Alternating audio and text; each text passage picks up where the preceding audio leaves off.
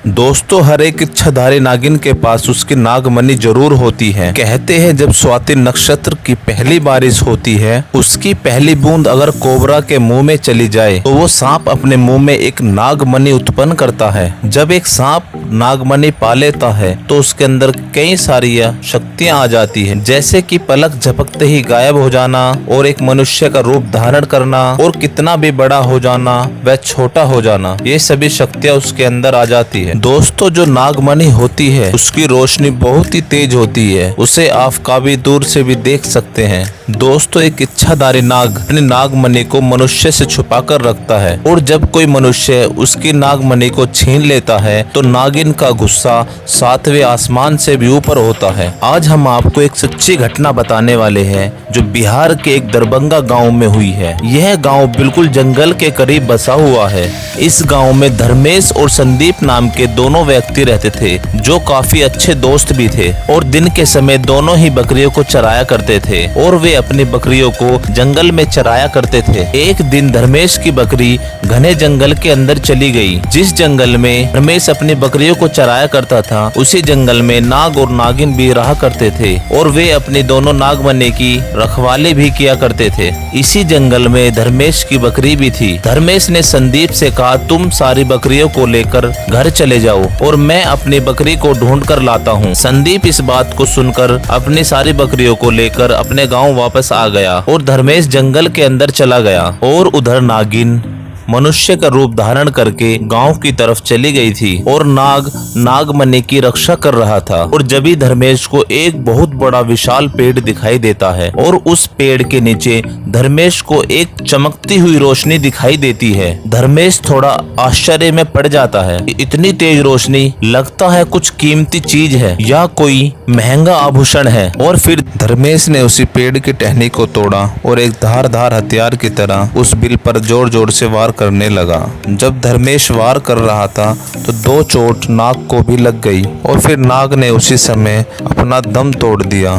फिर धर्मेश ने नाग को देखा और उसके पास तेज चमकती हुई नागमणि को देखा। धर्मेश जब ही समझ गया यह कोई आभूषण नहीं, यह नागमणि है।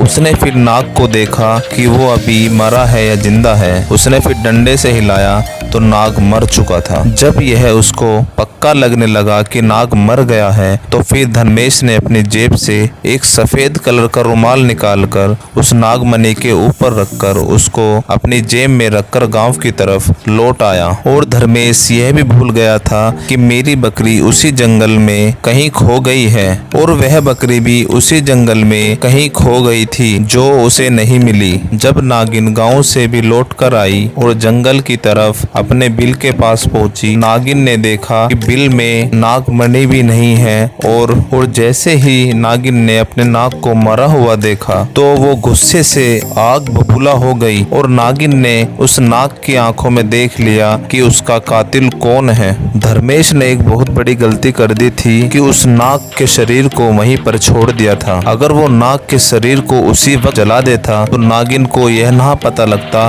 कि उसका कातिल कौन है। उधर धर्मेश बहुत खुश था क्योंकि उसे दुनिया की सबसे कीमती चीज जो मिल गई थी, यानी कि नागमणि मिल गई थी। सबसे पहले धर्मेश ने नागमणि अपने हाथ में लेकर यह इच्छा जाहिर की कि जो मेरी बकरी थी जंगल में खो गई थी वो मुझे मिल जाए। तो दोस्तों, जब भी एक चमत्कार हुआ, वह बकरी धर्मेश के घर के बाहर बंधी हुई थी। धर्मेश यह देखकर बहुत खुश हो गया और धर्मेश ने अपनी नागमणि की सहायता से अपने घर को भी बदल दिया और गांव का सबसे अमीर आदमी बन गया और वो भी केवल और केवल नागमणि की सहायता से। और इधर नागिन नाग का बदला लेने के लिए आग बबूला हो उठी क्योंकि परंतु वो भी बस थी क्योंकि धर्मेश के पास नागमणि थी। जब तक धर्मेश के पास नागमणि थी, नागिन भी उसका कुछ नहीं बिगाड़ सकती थी। दोस्तों, बताते हैं कि नागमणि के बिना भी नागिन किसी का भी रूप धारण कर सकती है। तो नागिन ने इसी शक्ति का फायदा उठाते हुए और एक सुंदर कन्या का रूप धारण कर लिया और धर्मेश दूसरे गांव किसी काम से जा रहा था। तभी रास्ते में एक सुंदर कन्या रो रही थी और वो सुंदर कन्या एक नागिन थी। बैलगाड़ी से नीचे उतरा और पूछा, आप रो क्यों रही हो?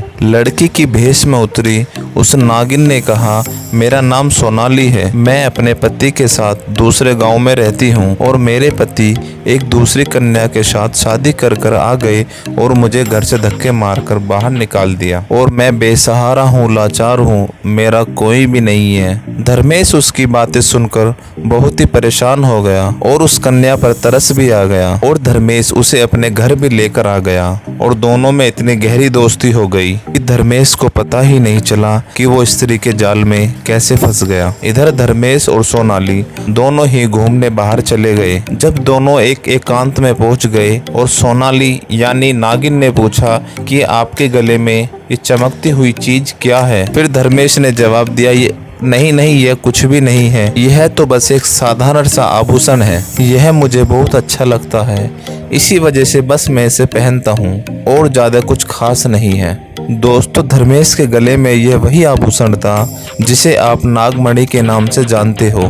फिर सोनाली बोली, क्या ये आभूषण मुझे कुछ समय के लिए दे सकते हो, क्योंकि यह चमकता हुआ आभूषण मुझे बहुत ही अच्छा लग रहा है। मैं इसे पहनकर देखना चाहती हूँ कि यह मेरे गले में अच्छा लगता है भी या नहीं। यह बात सुनकर धर्मेश चिल्लाते हुए बोला, सोनाली, मैं तुम्हें नहीं दे सकता। इसके अलावा तुम मुझसे कुछ भी मांग सकते हो, बस इस लॉकेट का जिक्र मत करना और लॉकेट के बदले जो तुम्हें चाहिए वो मांग सकती हो, मैं तुम्हें मना नहीं करूंगा। सोनाली यह सुनकर सोनाली को भी गुस्सा आ गया और यह बोलने लगी, धर्मेश, तुम तो मुझसे प्यार करते थे और तुमने मेरे साथ जीने मरने की कसम भी खाई है। क्या मैं इतना भी हक नहीं है कि मैं यह लॉकेट अपने गले में पहन कर भी देख सकूं? तुम्हारे गले का एक छोटा सा आभूषण क्या मांग लिया? क्या तुम मुझे यह आभूषण भी नहीं दे सकते? जब मुझे तुम एक छोटा सा आभूषण नहीं दे सकते तो इसका मतलब यह है कि मैं तुम्हारी जिंदगी में कोई मायने नहीं रखती। इतनी बात सुनकर धर्मेश आश्चर्य में पड़ गया